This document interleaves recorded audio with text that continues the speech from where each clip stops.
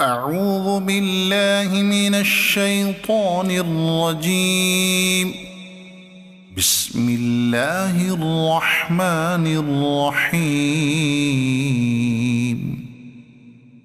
قل أعوذ برب الفلق من شر ما خلق ومن شر غاسق إذا وقب ومن شر النفاثات في العقد ومن شر حاسد إذا حسد.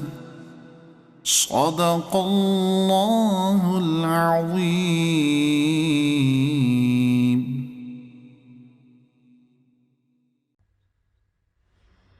This lesson is completed. Now you please practice this lesson 3 times a day for 3 days, and we will learn our next lesson soon, inshallah.